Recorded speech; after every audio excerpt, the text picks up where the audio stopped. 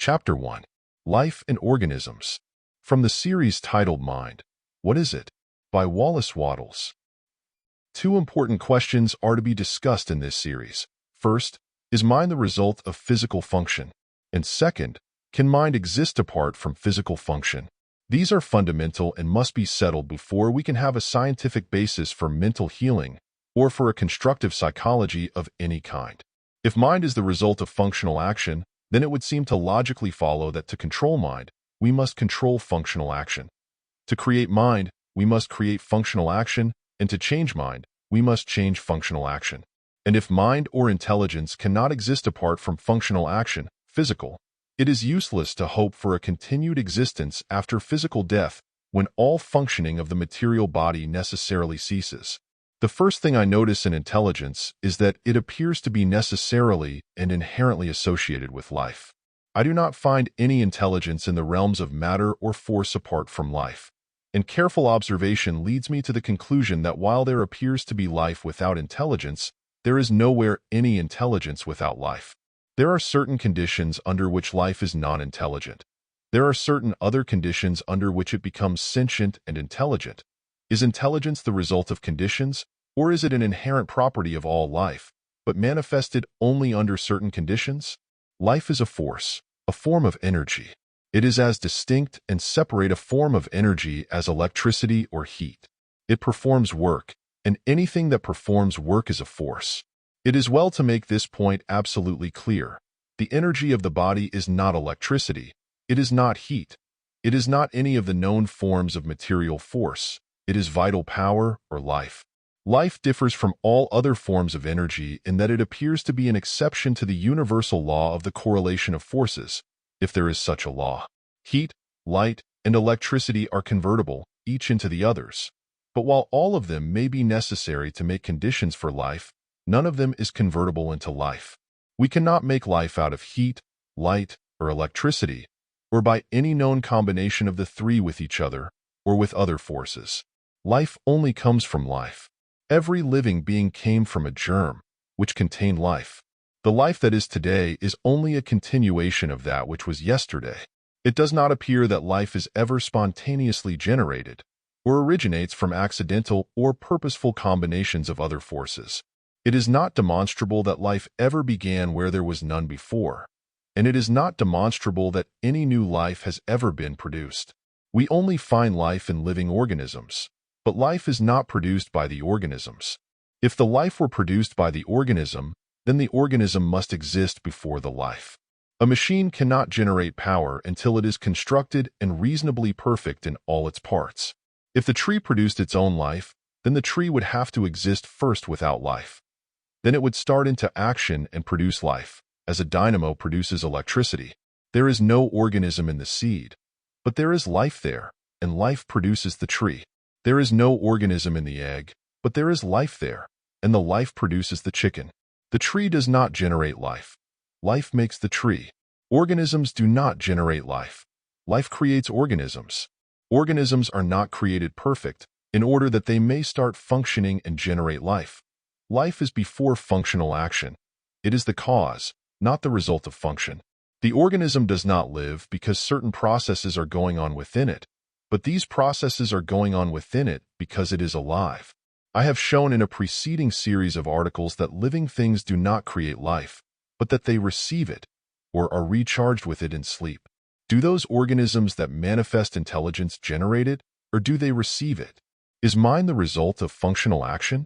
To believe that it is necessitates the acceptance of an unthinkable proposition. If this theory be true, there must be a definite line, upon crossing which unconscious force becomes conscious force, a point where that which is dead becomes alive. This is inconceivable. We cannot think of electricity or heat as suddenly becoming intelligent and capable of thought. Try to imagine an electric current as thinking and planning its own course, and you will understand the difficulty of accepting the materialistic idea of the origin of thought. If thought requires effort, the expenditure of force, and we know that it does, then that which thinks is a force. But what force? And when did the force begin to think? And what changed it from an unthinking force to a thinking one? As to the expenditure of energy in the process of thought, the evidence is conclusive. We are conscious of continuous and sustained effort in thought, as much so as in physical labor and often more.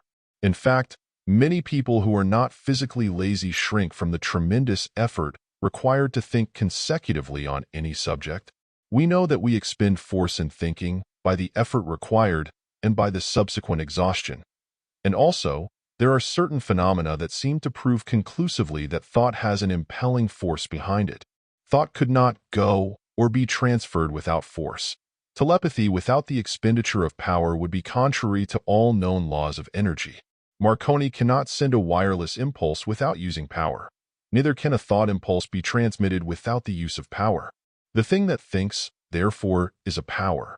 Is it a power that was an unthinking power and became a thinking one, or was it always a thinking intelligence? Now, if thought be the result of function, then the force that causes function is the force that thinks, but it does not think.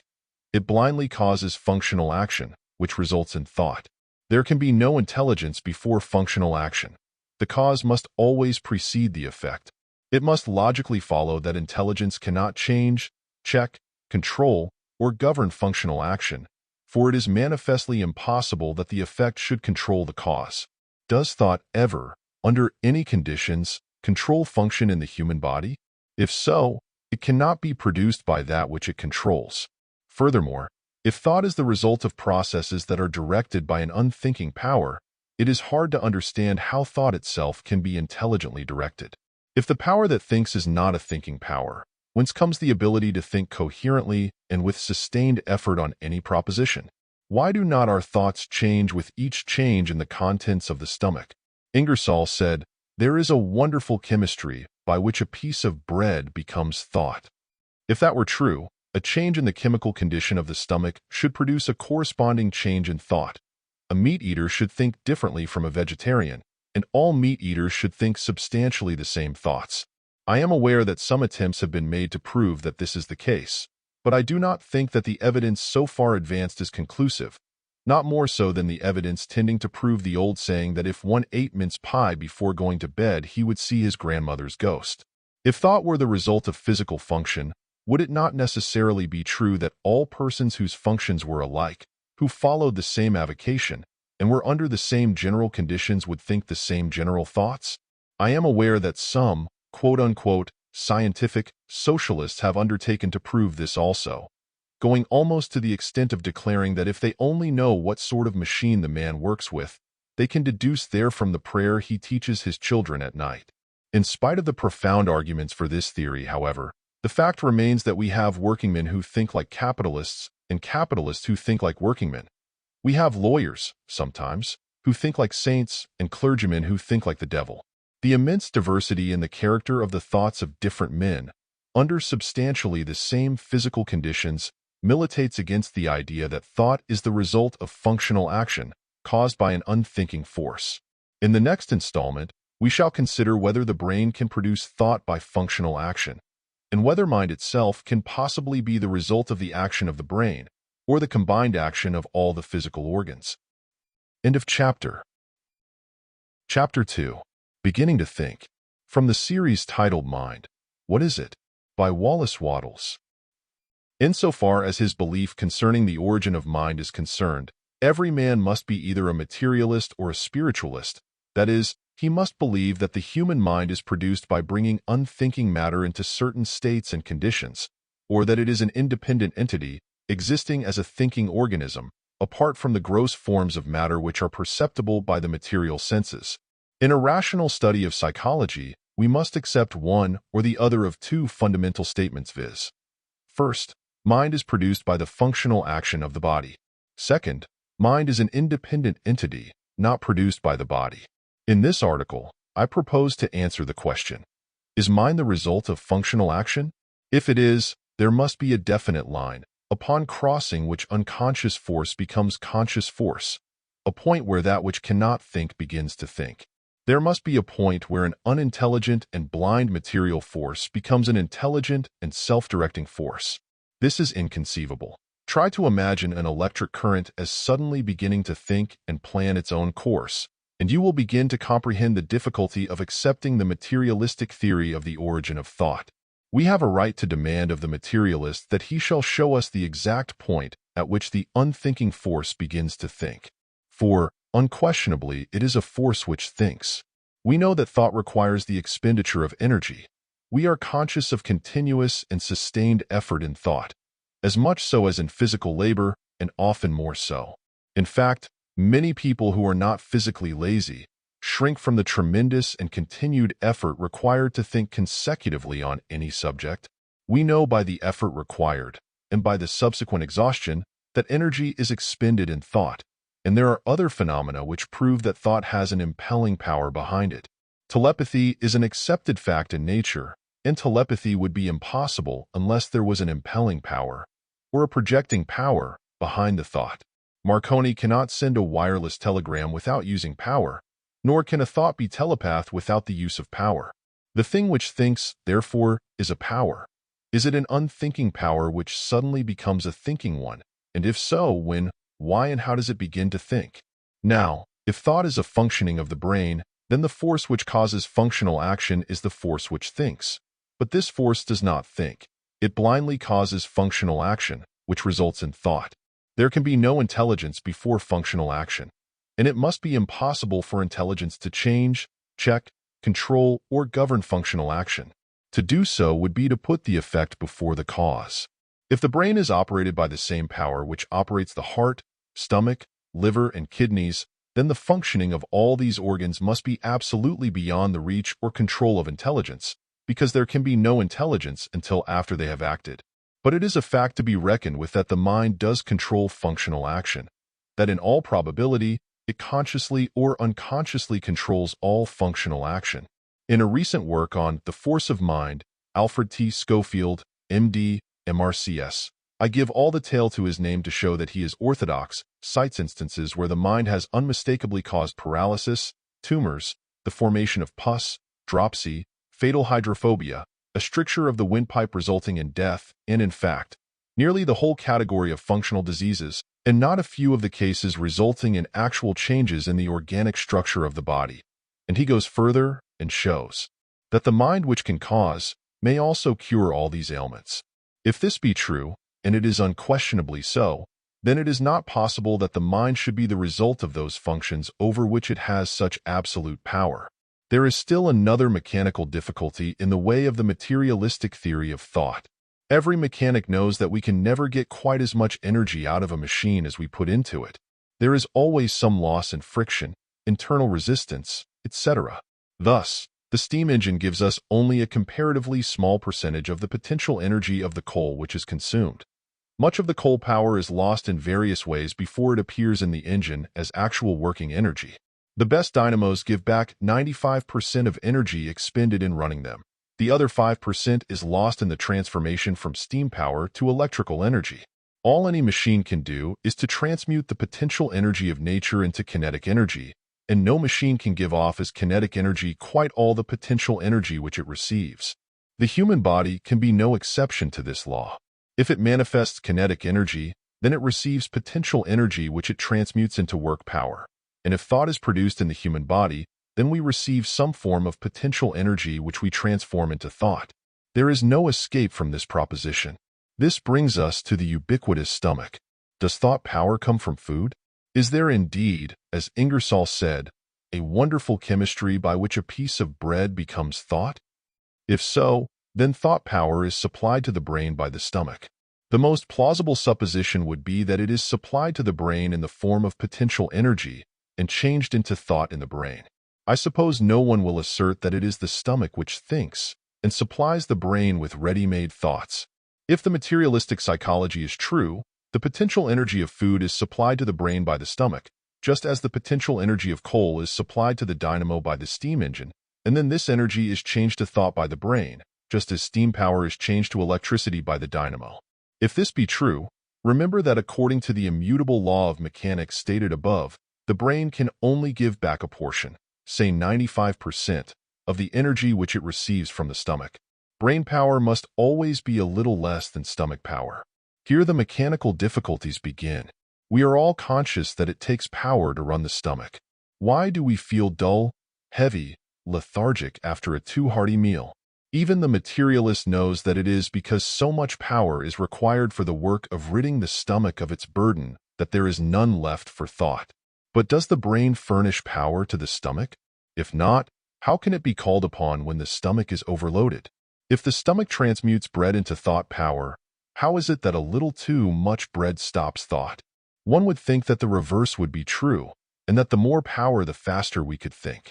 Materialistic psychology absolutely ignores the fact that it takes power to digest food, and tracing all energy of mind and body to the stomach is unable to locate or explain the power which operates the stomach itself. But this is not the worst difficulty. If the stomach is the source of brain power, it must of course be entirely impossible for the brain to control or operate the stomach in any way. The law governing the transmission of power would prevent this. For instance, suppose the dynamo should say to the engine, "Here, hold on. I am going to operate you for a while. I will start you when I please, stop you when I please, run you backward or forward, control you in every way." We know this would be impossible, because the dynamo receives its power from the engine and can only give back 95% of what it receives, and so the secondary machine cannot turn and control the primary one. Broadly speaking, the machine which can start, stop, and control the other is the one which is furnishing the power. And no one who is familiar with the phenomena of nutrition will dispute that it is within the power of the brain to start, stop, and control the stomach. Thought causes the saliva and the gastric juice to flow. Thought can cause vomiting or absolutely stop digestion. Thought can cause the worst forms of dyspepsia.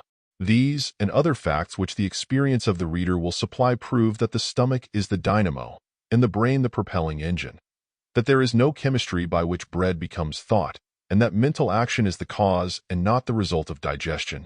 Without giving further space to the materialistic theory, we will in the next article take up the counter proposition that mind is an independent entity, not produced by the body. End of chapter.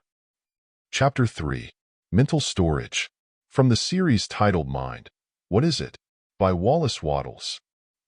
In this article, I shall draw rather heavily from the ideas advanced in Brain and Personality, a recent book by William Hannah Thompson, M.D., Doctor of Laws, whom, also, you will perceive by the tail to his name to belong to the ranks of the very regular and exceedingly orthodox.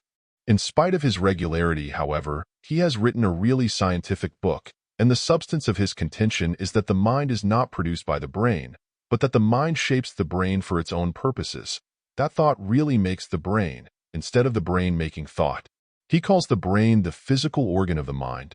It is a fact pretty well known to most people that the exercise of certain powers and faculties is dependent upon certain localities in the brain.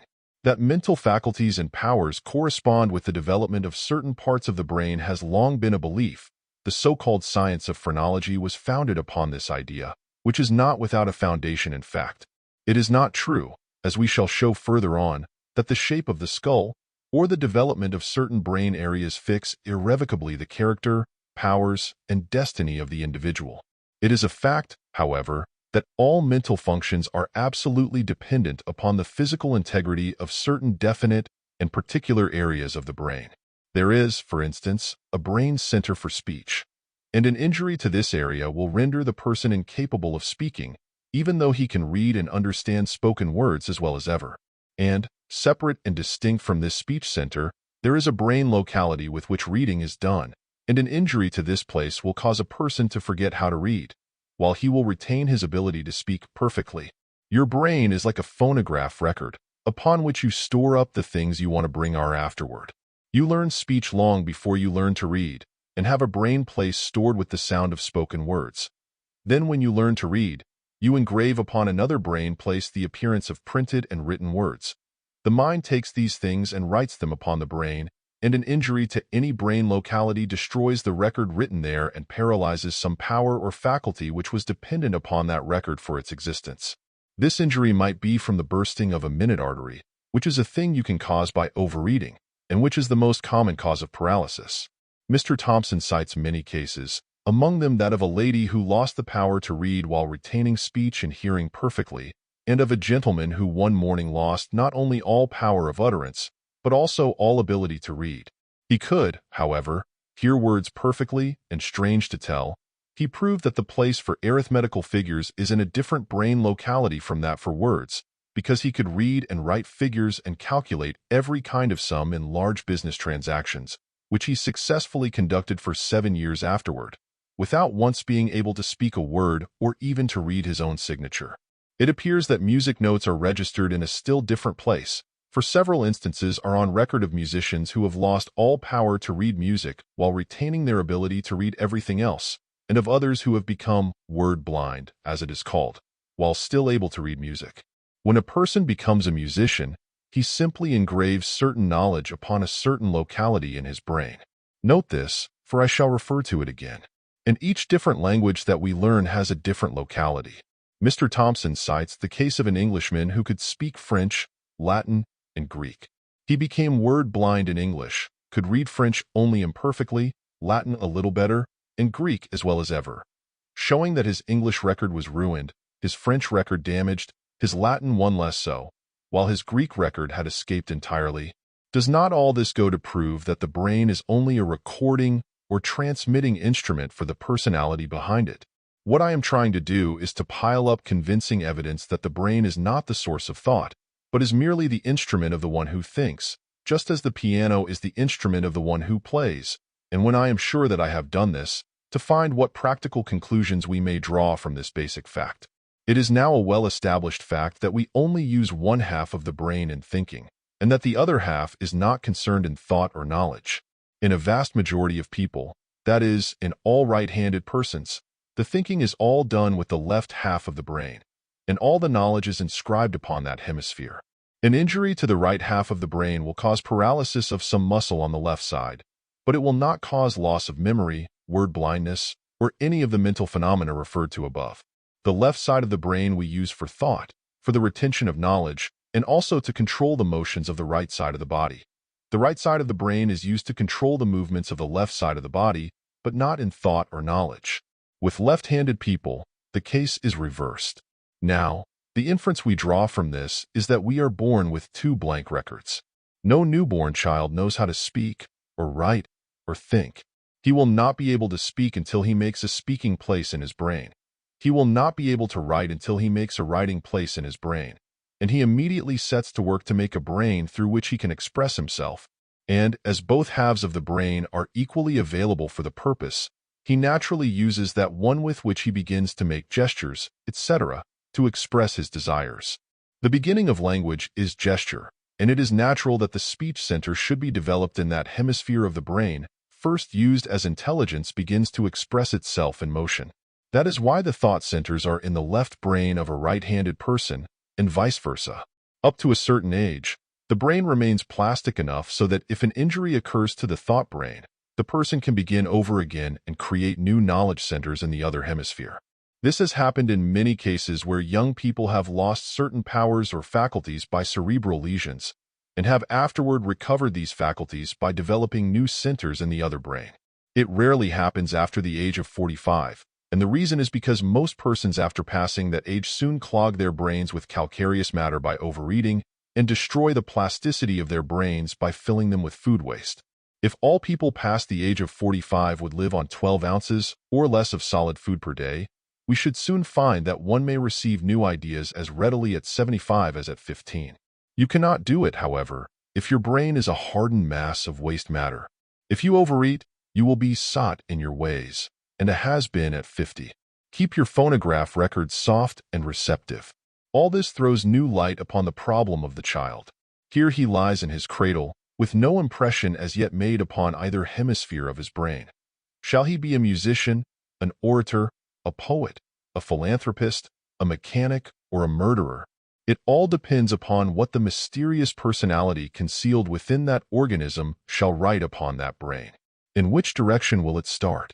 There are certain tendencies there, inherited from his ancestry, which will pull him strongly in certain directions, but we rejoice to know that there is not a single hereditary tendency which cannot be overcome by writing opposing facts upon the brain.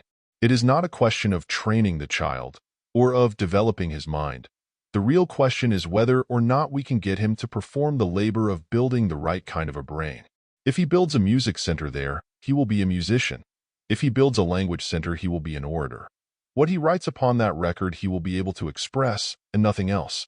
And, while it is no doubt true that the child will find it easier to inscribe some things upon his brain than it is to inscribe certain others, it is also a fact that no child born with a normal brain is incapable of learning anything in art, music, oratory, or mechanics. All things are possible to them that believe. The blank brain leaves are there, waiting for the inscription. The child may write upon them what he will, and it is all a matter of will with him, as it is with you and me. End of chapter. Chapter 4. Curing Bad Habits. From the series titled Mind, What is it? By Wallace Wattles. The problem of the child is not whether we can save him, or whether God can save him, but whether we can induce him to save himself. For in this matter of brain building there is no vicarious atonement, no salvation by proxy. Just as no one person can learn to swim for another, so it is true that no one person can learn any lesson for another. Every inscription that is placed upon the brain tablets must be engraved there by our own effort, and often that effort must be patient, persistent, and long-continued. Think of the persistent and long-continued effort by which a child learns to talk. It is only by repetitions running sometimes into years that some words are at last properly registered upon the record of the brain. Many, sometimes almost countless repetitions are necessary to the writing of some records. Others are easier to get. If it were not for his desires, the child would never learn to talk. He wants things, and he tries to ask for them. He wants to know things, and he tries to ask questions, and in these repeated efforts word after word is written in the word place of his brain. When the older person learns a new language, the process is exactly the same. By persistent effort, word after word is written in its place in the brain until they are all there. There are some people who say that they cannot learn languages. They mean that the task is so unattractive to them that they do not put forth the necessary effort of will to concentrate the mind and do the required work.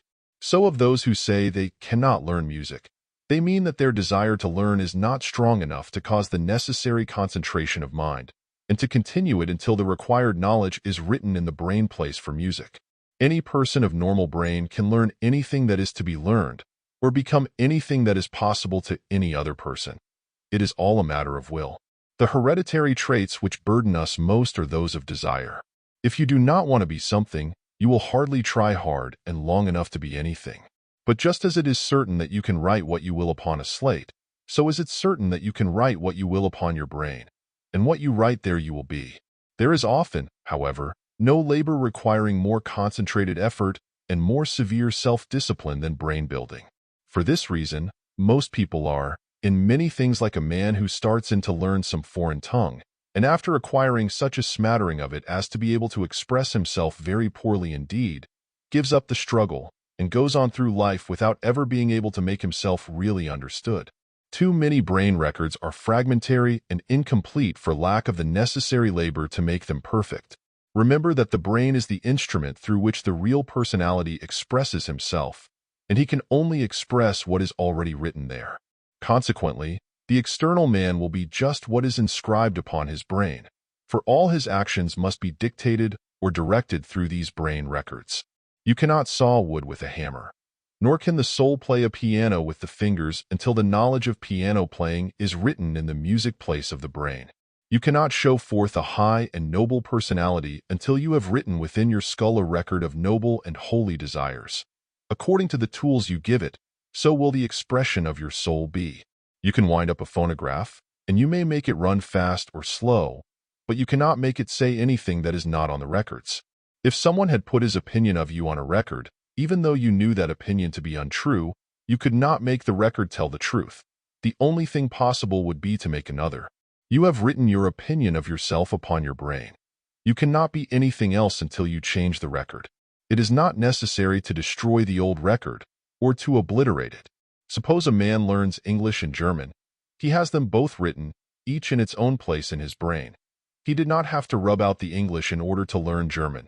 And though he was born an Englishman and learned the English language in his babyhood, if he persistently continues to use the German speech instead of his mother tongue, he will come in time to be more fluent in German than in English, and in time he will prefer to use the German, and will think in that tongue, because it is easiest for him. So, if you have a habit or a trait written on your brain, and do not want to use that record anymore, what you will have to do is to build another and better record to use in place of it. There is no other way. Now, this is very important, for if it be true, all things are possible unto us. We can develop any power or faculty we desire to develop. We can be anything we choose to be. We can form any habit we desire to form. Understand what I mean by forming habits. I hold that there is no such thing as quitting a habit. The thing to do is to form a counter habit. As I have said, if you have a bad habit of mind or body, you need not try to destroy the brain place upon which the thought that causes it is written. Write the opposite thought upon another brain place, and ever after express yourself through that. Suppose you have written this opinion of yourself, that you are little and feeble and stooped and hollow-chested and afraid of your shadow and are going to die soon. Well, if you do not want that to be true, you will have to write upon another place that you are big and upstanding and straight and brave and can live as long as you want to. And when you get it written, express yourself through that place instead of through the old one. In time, it will be easiest to use the new place, and the old one will be so rusty that you cannot use it if you would. This enables us to state the philosophy of being and of attainment with scientific accuracy and to describe the process minutely. I want to give some specific instructions, and I want to close this article by proving to those who have passed middle life that as much may be accomplished by them as by the young, that no matter who you are, you're not too old. I said in a former article that the reason why old people do not learn easily, lose their memories, etc., is that they eat more food than is required for the maintenance of the body, and the waste clogs the brain. You remember that Metchnikoff, not long ago, told the world that old age was really caused by the presence of an acrid poison in the intestines, causing the white blood corpuscles to refuse to perform their functions, and heralded to the world with a great flourish of trumpets the alleged fact that sour milk would neutralize the poison, and that faithful swill drinking would give us bodily immortality. The swill cure seems to have gone to join goat lymph and brown sequard's elixir of life. If Metchnikoff had not been regular, he would have known that the acrid poison in the intestines is the direct result of eating more food than the system could assimilate, and he would have simply said, "Eat less, and you will stay young." Cornaro, the wise Italian, tried the truly scientific plan. A broken-down wreck at 45, he reduced his allowance of solid food to 12 ounces per day and died at 100, retaining his mental vigor to the last.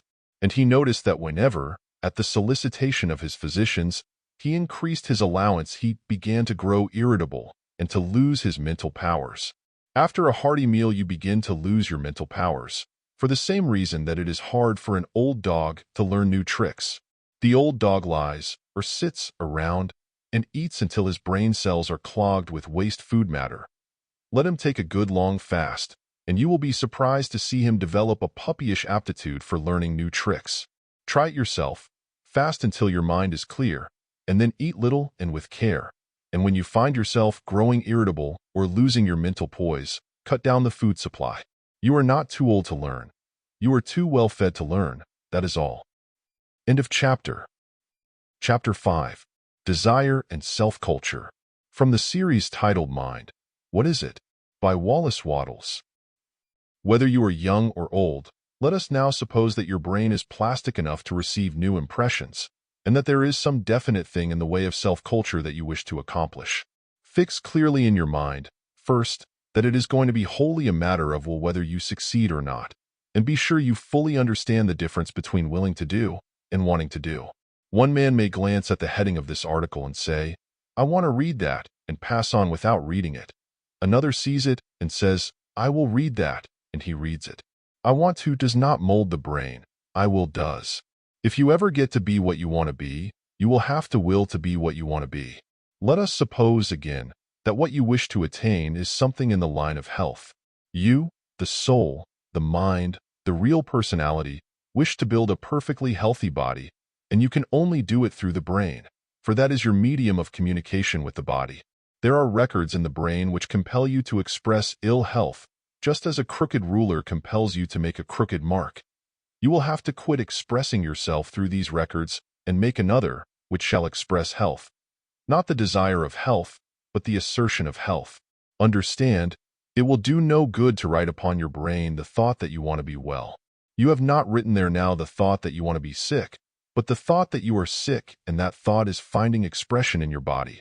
Right now, the thought that you are well, and that thought will find physical expression. And you do not have to imagine anything to be true which is not true, or to make any false assertions. You, the intelligence, the mind, are really well. You are making a crooked mark because you are using a crooked stick. You can turn the crank, all right, but the phonograph will only say the words that are on the record. You will have to make a record which has on it the words you want the machine to say. Now, it is absolutely certain that you can do this, but it is pretty sure to take some time and a considerable effort of will. Instances are by no means rare where a brain record has been created in a flash and an instantaneous cure effected. But in the great majority of cases, it is like learning a new language, or like a child learning his first one, a work requiring wearisome effort and repetition. And whether the task is easy or hard depends mostly on desire. It is easier to use the will and concentration or assertion when desire is strong. And that is where heredity gets in its work on you. Desire is hereditary, but capability is not. One man, by heredity, may have a liking for a particular food, but all men, by nature, have the power to masticate and swallow that food. You may say of yourself, I cannot learn to play the piano. I have no musical talent. You have as much musical talent as anyone ever had, but your desire is not strong enough to induce you to put forth the effort necessary to train your muscles, or rather, to create a brain place for each muscular movement. Oh, I know. You say you want to play the piano as badly as anyone ever did, and I admit it. You want to produce sweet and harmonious sounds, but you do not want mechanical excellence badly enough to concentrate your mind on your fingers. And you will have to make a brain place for each finger movement before you can play, and use that brain place until its control of the muscles is habitual and automatic. You sit at the piano desiring music, but not finger skill. That is why you have no musical talent. You do not learn music because there is a kink in your desire, and you do not control your attention. It takes will and attention to mold a brain. Let me make this plain by another illustration. People say to me, I have no memory for names. If I am introduced to a person, I can remember his face very well, but if I meet him on the street the next day, I invariably find that I have forgotten his name. You never heard his name. You could not have told it 2 minutes after you were introduced to him. You looked at his face and thought of his face, and gave all your attention to his face, none to his name. You remember the things you give attention to. You learn the things you give attention to, provided that attention is constant and concentrated enough to make the necessary brain impression. And, given a brain in a normal condition of plasticity, if there is anything which anyone else has learned, or can learn, it is an absolute certainty that you can learn that thing if you can give your attention to it. And if there is anything that anybody else has been, or can be, it is absolutely certain that you can be that thing if you can give your attention to it for a sufficient time. We shall soon be able to make self-culture a process of mathematical exactness. If you wish to learn a thing, we know exactly what you have to do. You must give your attention to it until it is inscribed upon its own brain place. If you wish to learn to do a thing, you must give your attention to it until the method of doing it is written on its own brain place, and until the necessary muscles are brought under control. If you wish to be a thing, you must write upon the proper brain place the assertion that you are that thing, and then express yourself through that brain place. You will see how logical and natural all this makes the new thought propositions. It gives us a physical basis for reasoning to the metaphysical. It proves that mind forms brain, and that brain cannot produce mind. It proves that personality is greater than brain, and can give expression through brain to whatsoever it will.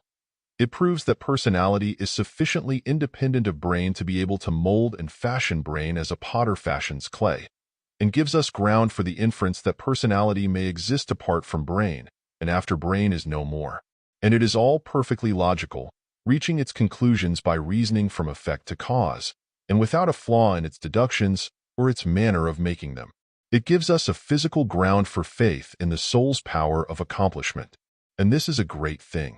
For without faith there can be no real effort, no concentration, no controlling of the attention. The will is never really exerted without faith. When, therefore, we have explained in detail the physical mechanism through which mind expresses itself, and when we have described the process of attainment in such simple words that he who runs may read and understand, When we have given a mathematical demonstration of the fact that it is possible for each to do and be all that any may do and be, have we not made faith easy and contributed something of value to the world's life? I think we have. End of chapter.